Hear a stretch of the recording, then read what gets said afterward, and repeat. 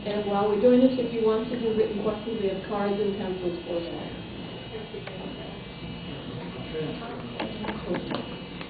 Just want to say welcome on behalf of the legal and voters of the villages / tri-county area. We cover Lake Marion and Sumter counties, and we're very happy to be here, and we're very happy to be co-sponsoring with the Business and Professional Women of North Lake County.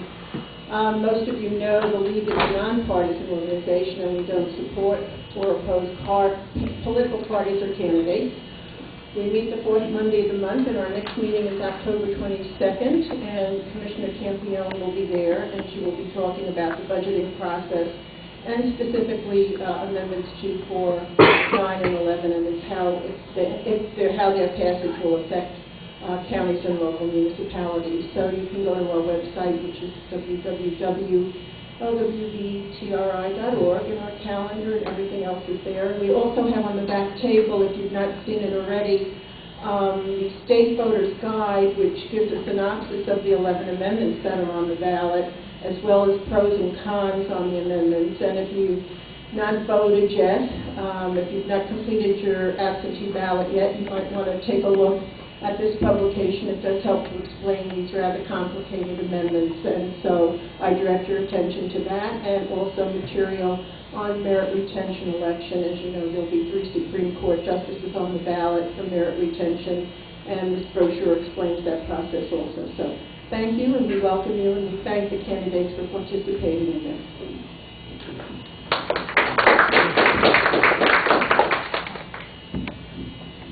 Good evening. I'm Cindy Royce. I'm president of the Business and Professional Women of North Lake, otherwise known as BPW. Our organization has been in existence for 91 years on the national level. We advocate equal rights for women, equal education for women, and BPW North Lake gives scholarships to adult women at Lake Sumter Community College. I want to thank you all for coming, and for the candidates. I'm sure it's going to be very informative, and I hope it's just a little bit of fun. So, thank you.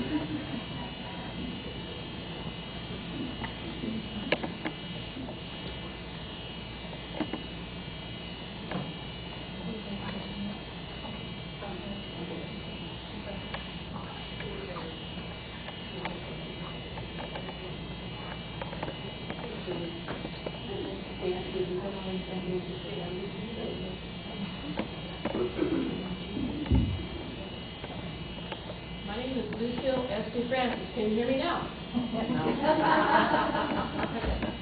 This is the candidate forum for 2 officers, basically, Lake County officers, supervisor of elections, and school board. In the school board, we have runoffs in District 2 and District 4. We had expected Mr. Miller, but he was called. Can't hear me. You have to put that microphone right by your mouth. That's it. Okay. But Mr. Miller was not available to come tonight. He does have a representative here, Michael Jorgensen. He'll be available after the forum if you want to talk to him about Mr. Miller's positions or ask him questions of Mr. Literature. Please hold all applause until the forum is finished.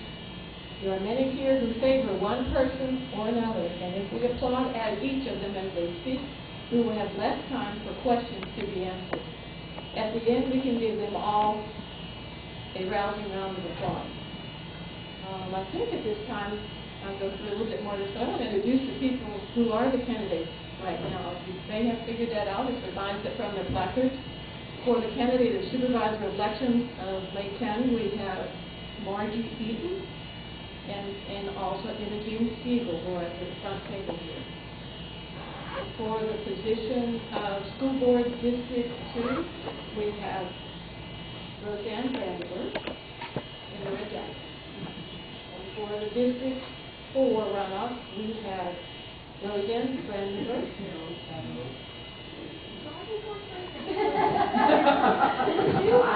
She's going to say I'm here for the office of president, okay? You can call me Jennifer Hill. Debbie Steiger and Mrs. Lowe. I'm afraid to say that. I can see your first name as well. Tweet Lowe and Debbie Steiger. Sorry about that. Somebody's filming me, great. Candidates will have 2 minutes each for their opening statement, 2 minutes each for closing, and 2 minutes to respond to each question. The questions will be written only. A timekeeper will keep track of the time, raising cards when there is 1 minute, 30 seconds, and then a red card for stop. Ask the timekeeper to raise the cards. That's the camera. Pages. Sorry. Pagers have passed out the next cards and will continue and collect the written questions and give them to the screener. Please word your questions in a general way so that all candidates can respond to them. Otherwise, questions directed at only one candidate won't be asked unless there are the same number of questions specifically directed at each of the other candidates. The screeners can assist you with the wording of questions if needed. I must be able to read each question. The screeners group questions into categories of similar nature and give me a representative one to ask. The purpose of this is to sort out duplicate questions, assure topics of greatest interest are asked within the time available, and to put personal questions aside. Also, questions that are inappropriate for the branch of government involved in this form will be set aside. For example, a question about school facilities would not be appropriate for a city commission candidate. Candidates are seated in alphabetical order and will be heard in alphabetical order. They will also do their closings in alphabetical order, so they'll have that way. During the question period, we will use that seating order. The screeners are Charlene Walker, way in the back, and Cheryl Rumley, way in the front. We have some questions that were drawn up by the members of our organizations and analyzed and tweaked and everything, so we will not be without questions today, but we do encourage the audience to bring questions. The timekeepers are Carolyn Johnson and Richard Crouch. Let's get started with the opening statements from the candidates for the supervisor of elections of Lake County. And in alphabetical order, we start with Margie.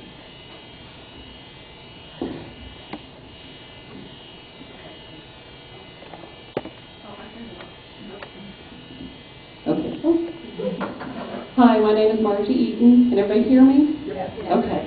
I am running for supervisor of elections here in Lake County. I have been a Lake County resident since I was 8 years old, 40 years ago, and I am currently a judicial assistant for a county judge in Orange County. The 15 plus years of legal experience that I have is why I believe I am a qualified candidate for this position. The job of supervisor of elections is dictated by Florida statute, and the things that the supervisors do are, as far as the voting process, comes from Tallahassee. Tallahassee tells you how you're going to vote. After the 2000 debacle in South Florida, they pretty much tell you the equipment you're going to use, or at least give you a choice of what you can use.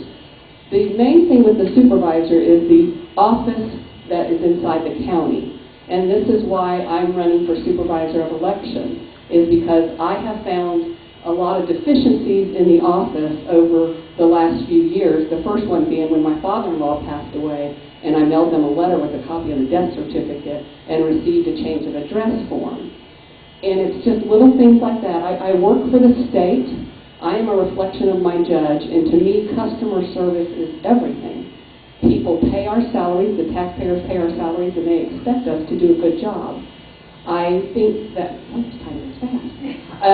that you have to make sure that you're reaching out to the community, that you know, that they know what's coming up, what's going on, what you can do for them. It is your job to work for the people. So this is why I'm running. I'm hoping to make some great improvements in the office, and I appreciate you all coming out, and I will stop before she holds up that little stop sign. Thank you very much.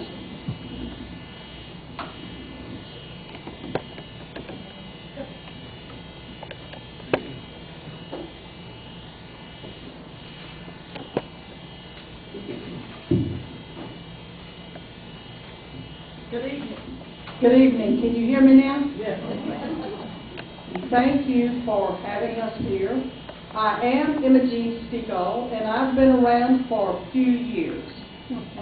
And this is, as you know, this is not my first campaign. In my campaigns, I always take the high road. This is America, and I know that anyone who wishes may run for a public office. I respect my opponent. Negative campaigning is not my style. I am the best candidate for the job. I worked in the office Deputy Supervisor of Elections for 14 years before I was elected Supervisor of Elections in 1972. I am State Certified Supervisor of Elections. I have proven experience, integrity, honesty, and dedication. During my tenure in office, I have successfully implemented the voting systems that have been certified by the Department of State. In addition, I have converted the voter registration system to the most accurate, modern system that present technology has to offer. I have continued to expand the voter education outreach program in the communities and schools by conducting voting machine demonstrations, mock elections, voter registrations, and into the Lake Sumter Community College, the Claremont campus, and the Leesburg campus. We go there, do registration, and also do their class elections. Time to close. Thank you. Thank you, Candace.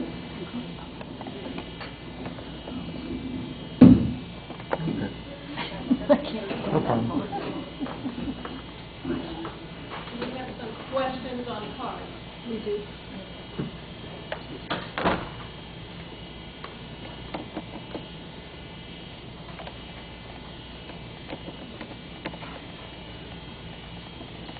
The first question, I think what I'll do is alternate, starting, first question will be answered first by Ms. Eaton, and the second question will be answered first by Ms. Stegall. Does that sound fair enough? The first question is, how will you balance the issue of purging voter rolls with the need to see that all eligible voters can vote? And as a follow-up, how often are the county roads updated, or how often should they be updated? Ms. Eaton will go first, and then Susan. I think the best way to do it is to use every resource that you have.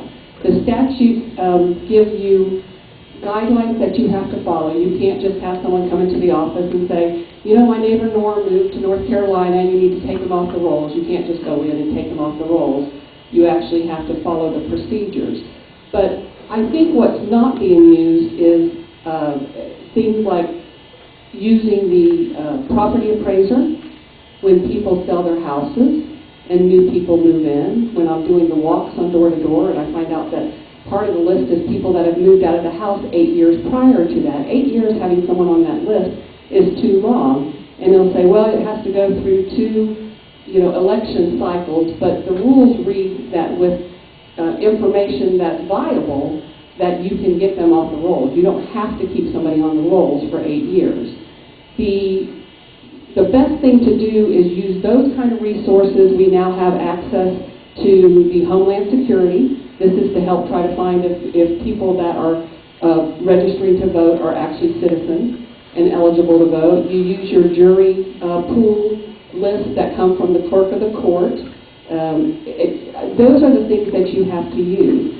I think it should be a continuous process of making sure that the rolls are checked. Not just, 6 months. I think if you do it continuously, you won't get as far behind. And, my thing is always when you minimize the problem, deny it, then you're not going to get it fixed. You've got to get in there and you have to be aggressive and make sure that the people that are on the rolls are eligible to vote, not only eligible to vote, but eligible to vote where they're voting. If they've moved to another part of Lake County, they can vote in Lake County, but they still have to be in the correct precinct. And sometimes people need to be reminded because none of us ever think about this except during the election time. Thank you.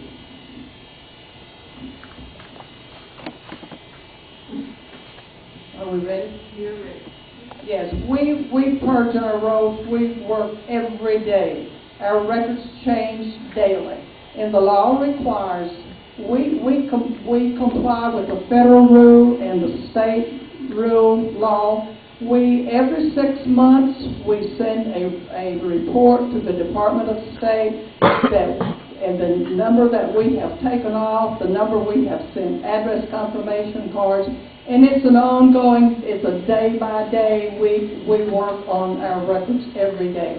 And you cannot just take them off. You do have to leave them, even from an inactive. We send out a address confirmation card after each general election to all of those voters who have not voted in 2 years or have not updated their record. We wait 30 days, and if there's no response, I have to send another final address confirmation card to the same address. If there's no response in 30 days, those records, we cannot take them off. They are transferred to an inactive file. And those have to stay on the books, stay inactive until 2 federal elections have passed. And that is the law, and that's what we comply with. And as far as having access to Homeland Security, that has not been completed. We are in the process, the Department of State, getting permission. You have to have permission, have to do a background check. It's not just Homeland Security to get in it and get all this information, which is classified, and we should not be able to do that. There is a process we have to go through, and when the Department of State notifies us, we will take those non-citizens off, and any felons or anything else. And we do first go through and check our records all the time.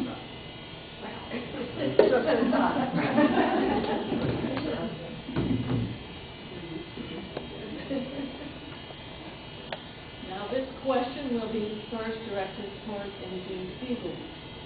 And I have a question from the audience that kind of fits with it, so I'm going to put them both in here. Considering the new election laws, to what extent will you use the resources of your office, as you were the supervisor of elections, to maximize voter opportunities to register and to vote? And the question from the audience is, will a homeless person be allowed to vote? Ms. Stegall? Could you read it here?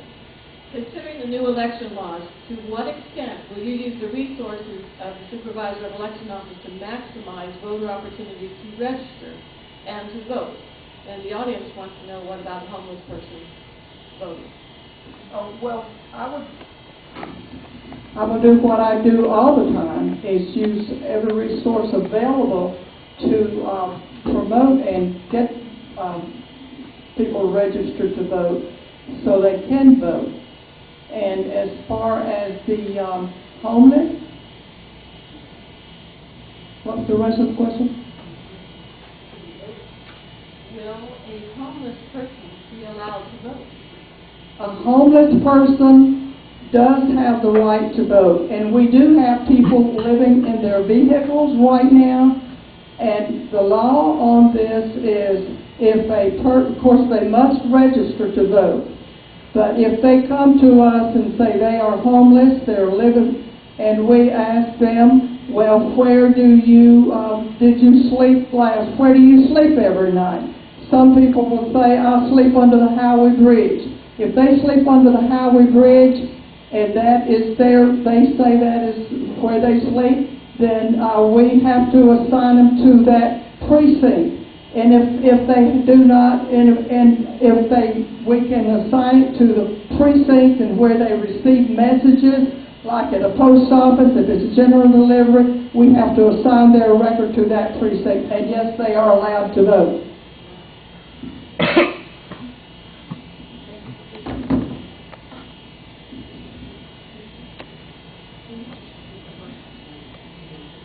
Considering the new election laws, to what extent will you use the resources of the supervisor of elections office to maximize voter opportunities to register and to vote? Well, I think you have to be very active, very proactive in your community. I know in getting ready to run for this office, I did a lot of checking about the growth of Lake County matching the growth of the registered voters. And even though Lake County has gone to almost, I think it's 300,000 people, the percentage of people registering to vote is almost flat, which to me would mean that we're not doing something. We're not getting out and getting them to understand how important it is, and some people just aren't going to care. I mean, some people, you can talk to them all day long, and they're not going to register, they don't care, but we've got to get out to the community and let them know what's available. You have to also work at going to, almost every function. I've been doing it for over the past year. And when I'm there, they'll say, oh, well, can we register to vote here? No. When I'm at the farmer's market, no, I'm sorry, you can't. You can go here to register to vote. So if you're not out there actively trying to get people engaged, then there's going to be a lot of people that slip by. And this is also with, the kids in the school. And I know that they say they go into some of the schools, yet I've talked to some school teachers that have had them not come to their school. So we're not hitting every one of them, and we really need to. And of course, yes, the homeless do get to vote, and a lot of it is, like Ms. Stegall said, you have to try to determine what is their main facility or main place to, where they bed at night.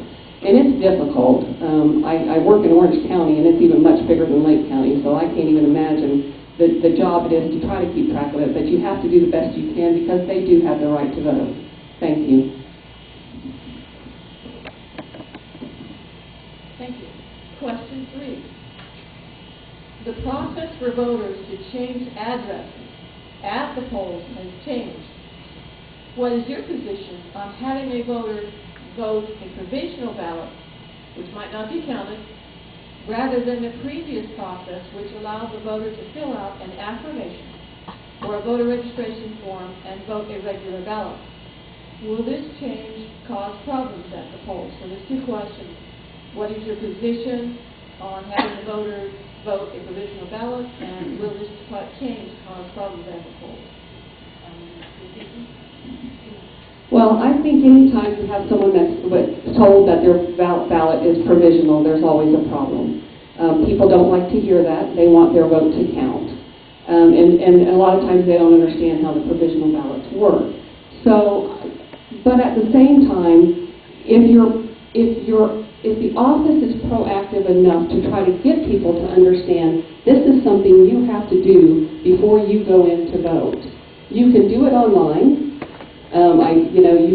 There's different ways of doing it, but a lot of people don't know. A lot of people don't care to go onto the website and check either.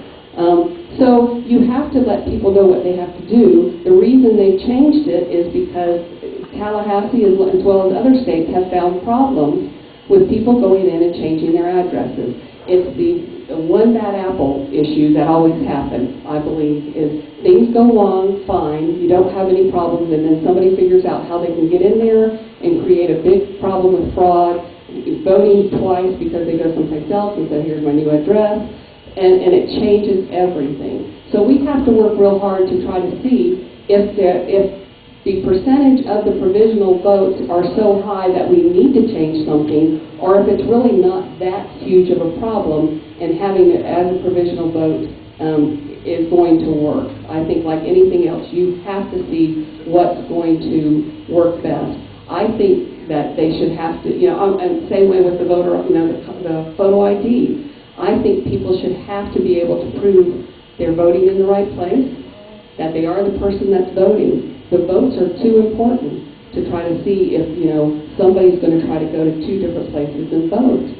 So I think that it's something that needs to see how it's going with the new law changes, and if we need to fix that a little bit, then that's what they need to do, and someone goes up to Tallahassee and let them know. Thank you very much.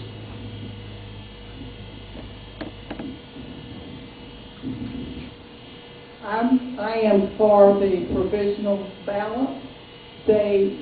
Those people should be able to change their address at the polling place and vote a regular ballot, but since the law does not allow it, we always, just about always, if that person is registered in another county, we count those ballots. We discard very few provisional ballots. If they are registered on the active roll in another county, we have to go in, we have to research, and it takes time to process provisional ballots. And we have to go in and pull that record over and give that person voter history. Now, if they go to the polling place without any ID, those people vote a provisional ballot, and we compare the signature. If they are properly registered and in the correct precinct, that ballot is counted. We compare the signature on the affidavit they fill out at the polling place, and if they're registered to vote, that vote is counted. And we discard very few of our provisional ballots, and we never had any problem with people changing their address at the polls on election day. And it actually, in the long run, it is less confusing for the voter if they could do this. So hopefully one day we'll go back to that.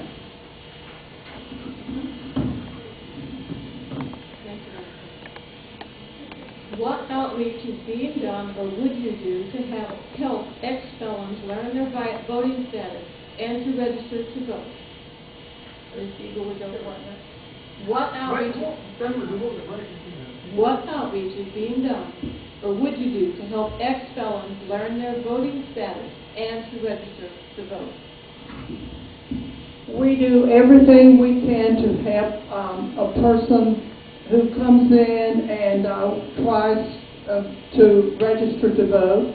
We have the instructions, we have the Office of Executive Clemency information, and we give them this information, and as time allows, I do call the Office of Executive Clemency and try and assist these people to get their rights restored. It's very confusing. You know, prior to 1998, they had they went to, in 1998, I believe they went to automatic restoration. Well, it isn't automatic. The automatic meant that they no longer had to hire an attorney to get their rights restored. But now they have to wait, the current law is they have to wait 5 years before they can apply. So we do assist these people in every way we can and try to help them. Thank you. Well, working in the criminal law system, we have a lot of people that call not only the supervisor's office, but also call judges, different lawyers, trying to find out what they have to do to restore their rights. There is a clemency board where you can get the information. There's a packet that they have that they can fill out the paperwork. And it's fairly self-explanatory, but of course I always joke about the fact it's written by attorneys, so it's never really easy to understand for the average person.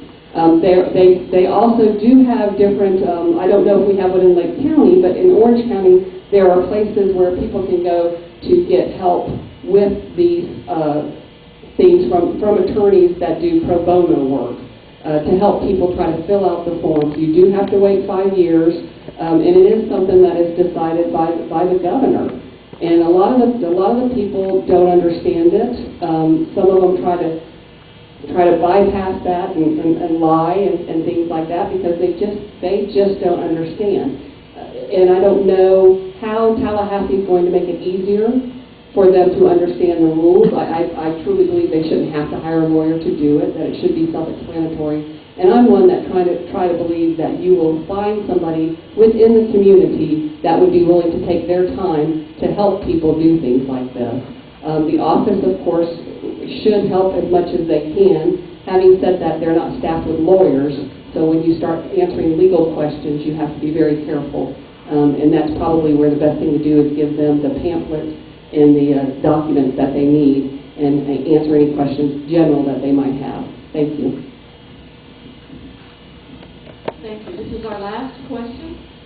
How will you handle the provisional ballot counting? And we'll start with Ms. Eaton. Well, the provisional counting is done through the rules of the statute, through the rules of the state. I, of course, not working in the office, don't know everything that they do. I know there's a statute that says what is required. You know, she talks about matching the signatures of people that come in and file the provisional because they don't have the proper identification, and that's fine. I know they have the board that comes in and decides, and this is a judge, county commissioner, and the supervisor of elections, as long as they're not on the ballot that year, that make up this board that does the checking of the provisional ballots and decide whether or not then they get counted. My thing is always, when it comes to something that is required by statute, you have to follow the statutes, because if you don't, you're going to have problems. And again, anything having to do with lawyers is never as clear to the average person as you would like it to be. But I think it's important it gets counted. I know I get asked a lot with provisionals because we all get the results the night of the election. And then people start talking about counting provisional ballots, and well, why do they even bother counting them if you've already said he's won? But it's important to have an accurate count at the end of your election. And the provisional ballots are just depending on what county. Some counties, it's a very large part of it. Lake County, I think, doesn't have a huge problem with provisional ballots. But they all need to be counted. Everybody expects their vote to be counted. And you have to do exactly what the state and the federal officials tell you have to do in order to get those counted. Thank you. Provisional ballots, we comply with the statute. We have 2 days in which we are to do research and get these ballots prepared to turn for the canvassing board. And we also I give them a number to call and tell them they call before 5 o'clock on the second day, that's on a Thursday, to see if their ballot was counted. And we prepare those, and they are submitted to the canvassing board, and we certify, we add those to every election return you receive prior to the Thursday after the election is unofficial. And please look at that, unofficial returns, because the provisional ballots cannot be counted until the second day, so that's why it's it's unofficial. Thank you. Now we have at closing, can you hear me that? Closing, we have 2 minutes for Ms. Eaton and then 2 minutes for Ms. Eaton. Thank you very much for having us here this evening and for really very excellent questions. Again, I try to let people know that the state of Florida dictates the voting process. The supervisor of elections is the supervisor of the office in the county. There are certain things that we have control to change, certain things that we do not. The voting process, we do not.